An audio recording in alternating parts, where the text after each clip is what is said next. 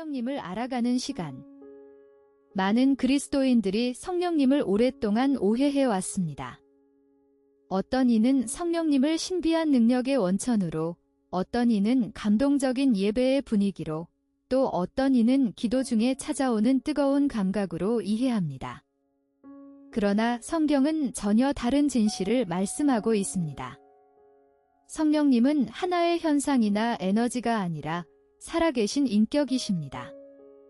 오늘 우리는 7자리를 따라 성령님이 누구이신가에서 오늘 동행하는 자리까지 보혜사를 알아가는 묵상을 함께 걸어갑니다. 예수님은 떠나시기 전 제자들에게 큰 약속 하나를 남기셨습니다. 내가 아버지께 구하겠으니 그가 또 다른 보혜사를 너희에게 주사 영원토록 너희와 함께 있게 하시리니. 요한복음 14장 16절. 그리고 그 보혜사가 어떤 분이신지 분명히 말씀하셨습니다. 그러나 진리의 성령이 오시면 그가 너희를 모든 진리 가운데로 인도하시리니 그가 스스로 말하지 않고 오직 들은 것을 말하며 장래일을 너희에게 알리시리라. 요한복음 16장 13절. 주목할 점은 예수님이 성령님을 가리켜 그것이 아닌 그라고 하셨다는 사실입니다. 성령님은 스스로 듣고 말씀하시며 인도하십니다. 이것은 인격의 언어입니다. 오늘 우리는 7 묵상을 따라 함께 걷겠습니다. 성령님은 누구이신가? 임재의 문을 열다. 거짓 자아와 참 자아. 말씀으로 조명하시는 분. 친구처럼 교제하다. 은사는 관계의 열매. 그리고 오늘 성령님과 동행하다까지. 인격이라는 말은 중요합니다. 인격을 가진 존재는 생각하고 의지를 가지며 감정을 느끼고 관계를 맺습니다. 성령님은 바로 그러한 분이십니다. 우리가 성령님을 단순히 경험의 대상이나 능력을 공급받는 통로로만 여긴다면 우리는 그분과 진정한 교제를 나누지 못한 채 그분의 능력만을 소비하려는 태도로 신앙생활을 이어가게 됩니다. 이것은 깊은 비극입니다. 예수님은 분명히 말씀하셨습니다. 그러나 진리의 성령이 오시면 그가 너희를 모든 진리 가운데로 인도하시리니. 요한복음 16장 13절. 주목할 점은 성령님이 스스로 듣고 말씀하시며 인도하시는 분이라는 사실입니다. 이것은 인격의 언어입니다.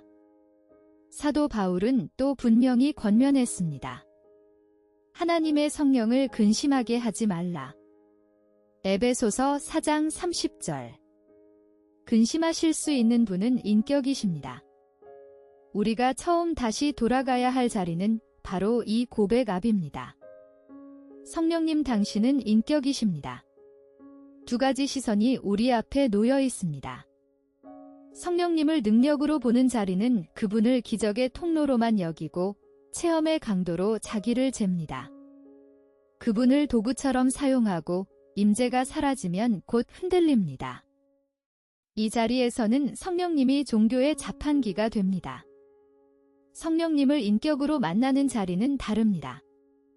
함께 계신 친구로 모시고 교제의 깊이로 자기를 잽니다. 그분의 마음을 묻고 고요 속에서도 동행을 합니다. 사도 바울은 고린도후서 13장 13절에서 성령의 교통하심을 축복으로 선포했습니다. 교통이라는 단어는 헬라어로 코이노니아, 곧 깊은 친밀함과 나눔을 의미합니다. 주목할 점은 성령님이 우리에게 능력만 건네시는 분이 아니라 우리 삶 안으로 직접 들어오셔서 함께 앉기를 원하시는 분이라는 사실입니다. 오늘 필요한 것은 더 많은 체험이 아니라 성령님을 더 깊이 아는 것입니다. 우리는 종종 성령님의 역사를 극적인 무대 위에서만 찾으려 합니다. 불꽃 같은 체험, 눈물의 회심, 기적 같은 치유. 물론 그런 사건들도 있습니다. 그러나 성령님은 폭풍 속의 불꽃보다 먼저 세미한 음성으로 오십니다. 일상의 틈새를 비집고 열린 마음의 문 앞에서 조용히 노크하십니다. 주님은 분명히 말씀하셨습니다. 볼지어다 내가 문 밖에 서서 두드리노니 누구든지 내 음성을 듣고 문을 열면 내가 그에게로 들어가 그와 더불어 먹고 그는 나와 더불어 먹으리라. 요한계시록 3장 20절. 주목할 점은 이 구절에서 문을 여는 주체가 나라는 사실입니다. 성령님은 강제로 들어오시지 않습니다. 두드리십니다. 기다리십니다. 그분은 인격이시고 인격은 강요하지 않습니다. 그 문은 내 일상의 문입니다. 아침의 문, 관계의 문, 결정의 문, 감정의 문의 사도 바울은 권면했습니다. 너희는 성령을 따라 행하라 그리하면 육체의 욕심을 이루지 아니하리라. 갈라디아서 5장 16절.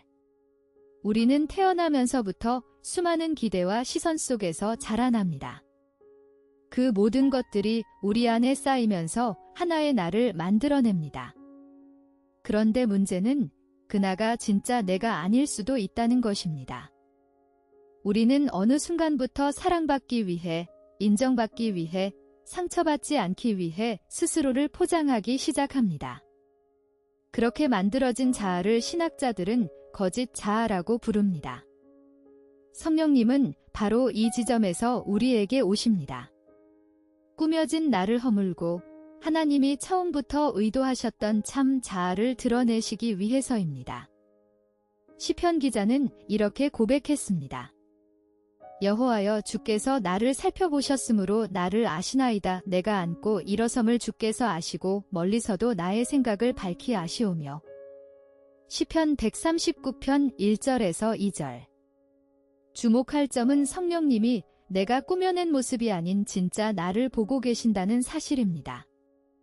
그것이 무섭게 느껴질 수도 있지만 그분이 그 진짜 나를 사랑하신다는 것이 복음입니다. 주의 영이 계신 곳에는 자유가 있느니라. 고린도후서 3장 17절. 성령님에 대해 이야기할 때 많은 사람들은 신비롭고 예측할 수 없는 분을 떠올립니다. 감정의 폭풍, 기이한 체험, 또는 알 수 없는 내면의 음성. 그러나 성령님은 혼돈의 영이 아닙니다. 그분은 말씀을 통해 우리 삶의 길을 밝히시는 분입니다. 성경을 읽다 보면 문득 한 구절이 마음에 꽂히는 경험을 해보신 적 있으신가요? 수백 번 읽었던 익숙한 본문인데 오늘따라 그 말씀이 살아 움직이듯 느껴질 때 그것이 바로 성령님의 조명하심입니다. 시편 기자는 분명히 고백했습니다. 주의 말씀은 내 발의 등이요 내 길의 빛이니이다. 시편 119편 105절. 주목할 점은 이 빛이 저절로 켜지지 않는다는 사실입니다. 성령님이 그 말씀 앞에 우리를 세우시고 우리의 내면을 여러 진리가 스며들게 하실 때 비로소 빛이 됩니다. 그분 없이 성경은 고대의 문서에 머물지만 그분과 함께라면 오늘을 사는 나를 위한 살아있는 음성이 됩니다.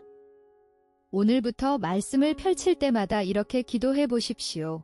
성령님 오늘 이 말씀으로 저에게 말씀해 주십시오. 성령님은 능력 이전의 인격이십니다.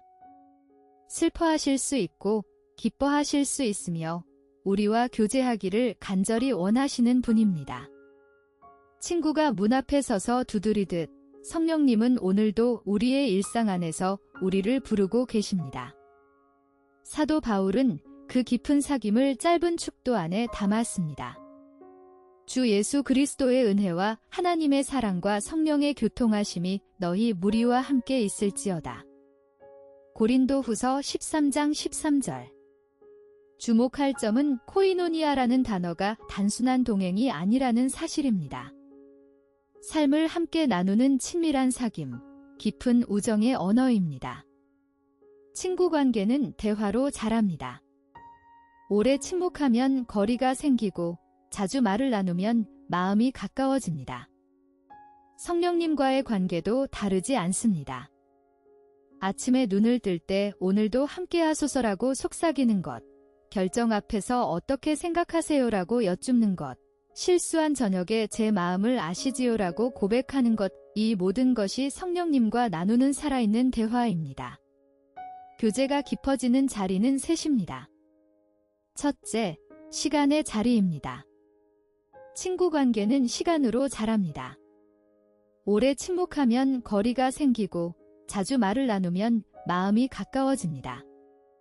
성령님과의 관계도 다르지 않습니다.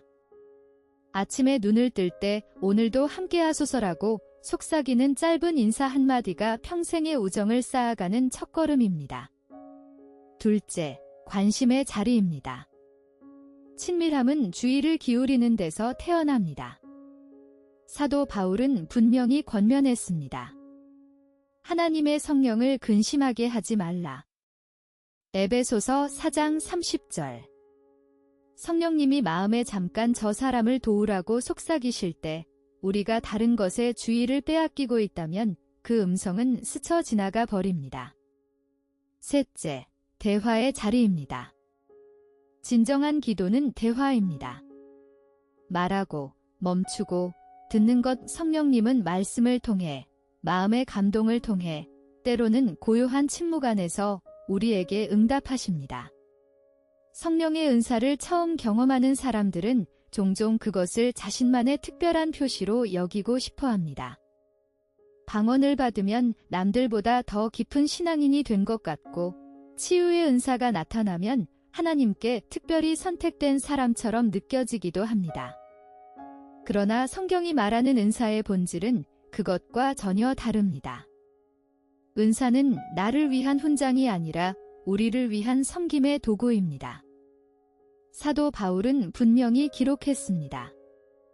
은사는 여러 가지나 성령은 같고 직분은 여러 가지나 주는 같으며 또 사역은 여러 가지나 모든 것을 모든 사람 가운데서 이루시는 하나님은 같으니 각 사람에게 성령을 나타내심은 유익하게 하려 하심이라.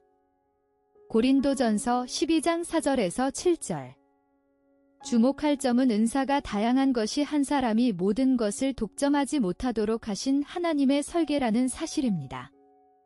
그 다양한 은사가 흘러가야 할 방향은 분명합니다. 유익하게 하려 하심이라. 나 자신이 아닌 공동체를 위한 유익입니다. 은사가 흘러가는 방향은 셋입니다. 첫째, 다양함의 자리입니다. 은사가 다양한 것은 한 사람이 모든 것을 독점하지 못하도록 하신 하나님의 설계입니다. 사도 바울은 분명히 기록했습니다. 우리에게 주신 은혜대로 받은 은사가 각각 다르니. 로마서 12장 6절. 다양함은 우열의 차이가 아니라 협력의 그림입니다. 둘째, 유익의 자리입니다. 각 사람에게 성령을 나타내심은 유익하게 하려 하심이라. 고린도전서 12장 7절. 은사가 흘러가야 할 방향은 분명합니다. 나 자신이 아닌 공동체를 위한 유익입니다. 치유의 은사는 아픈 지체가 있을 때 비로소 의미를 갖고, 권면의 은사는 낙심한 자가 있을 때 살아납니다. 셋째, 사랑의 자리입니다. 사도 바울은 분명히 선언했습니다. 내가 사람의 방언과 천사의 말을 할지라도 사랑이 없으면 소리나는 구리와 울리는 꽹과리가 되고. 고린도전서 13장 1절. 은사의 목적은 사랑입니다. 사랑 없는 은사는 소음에 불과하고 사랑 안의 은사는 하나님의 음성이 됩니다. 많은 사람들이 성령님의 임재를 특별한 사건이나 극적인 체험과 결부시킵니다. 불꽃 같은 감동, 방언, 눈물, 전율. 이런 것들이 없으면 성령님과 동행하지 못하는 것처럼 느끼게 만드는 가르침이 많습니다. 그러나 예수님은 성령님을 바람에 비유하셨습니다. 바람은 보이지 않지만 분명히 존재하고 우리 곁에서 쉬지 않고 움직입니다. 사도 바울은 갈라디아서에서 분명히 고백했습니다. 내가 그리스도와 함께 십자가에 못 박혔나니 그런즉 이제는 내가 사는 것이 아니요 오직 내 안에 그리스도께서 사시는 것이라. 이제 내가 육체 가운데 사는 것은 나를 사랑하사 나를 위하여 자기 자신을 버리신 하나님의 아들을 믿는 믿음 안에서 사는 것이라. 갈라디아서 2장 20절. 주목할 점은 이 말씀이 단순한 신학적 선언이 아니라는 사실입니다. 이것은 매일의 삶에서 일어나는 자아의 전환을 가리킵니다. 아침에 눈을 뜰 때, 화가 치밀 때, 누군가의 말에 상처받을 때, 그 순간마다 지금 내 안에서 무엇이 반응하고 있는가를 묻는 것. 바로 그 자리에서 성령님의 인도가 시작됩니다. 성령님과 동행하는 삶은 멀리 있지 않습니다. 특별한 수련을 마쳐야 시작되는 삶이 아닙니다. 지금 이 자리에서 하루의 첫 숨을 쉬며 주님 오늘 저와 함께 해주세요라고 속삭이는 것, 그것이 시작입니다. 어렵게 가르치는 사람들의 말에 지치셨나요? 조건이 너무 많아 시작도 못하고 있으신가요? 예수님이 초대하시는 방식은 언제나 단순했습니다. 수고하고 무거운 짐 진 자들아 다 내게로 오라 내가 너희를 쉬게 하리라. 마태복음 11장 28절. 주목할 점은 지금 이 순간 마음을 여는 것으로 충분하다는 사실입니다. 성령님은 기다리고 계십니다. 성령님의 은사는 극소수에게 주어진 특권이 아닙니다. 성령님은 믿는 자 안에 거하시며 오늘도 우리의 연약함을 도우시고 우리가 무엇을 기도해야 할지 모를 때에도 탄식하며 기도해 주십니다. 사도 바울은 분명히 기록했습니다. 이와 같이 성령도 우리의 연약함을 도우시나니 우리는 마땅히 기도할 바를 알지 못하나 오직 성령이 말할 수 없는 탄식으로 우리를 위하여 친히 간구하시느니라. 로마서 8장 26절. 이 책이 한 가지 묻고자 했던 것은 분명합니다. 성령님을 능력으로만 만나려 했는가, 인격으로 알아가려 했는가? 성령님은 누구이신가? 임재의 문을 열다. 거짓 자아와 참 자아, 말씀으로 조명하시는 분, 친구처럼 교제하다. 은사는 관계의 열매, 그리고 오늘 성령님과 동행하다. 7 묵상을 따라 우리가 함께 걸어온 길은 결국 한자리로 우리를 데려갑니다. 주의 영이 계신 곳에는 자유가 있느니라. 고린도후서 3장 17절. 성령님을 아는 만큼 나를 알게 됩니다. 그리고 그 암 안에서 비로소 자유롭고 온전한 삶이 열립니다. 지007 성령의 첫 번째 묵상이 마무리됩니다. 다음 묵상은 방언의 은사 자리에서 다시 만나 뵙기를 기다립니다. 오늘의 자리에 잠시 더 머물러 성령님 당신은 인격이십니다라고 한마디 고백을 드려보십시오. 구독과 좋아요는 다음 영상의 빛이 됩니다. 우주나 Q3 채널에서 다시 만나요.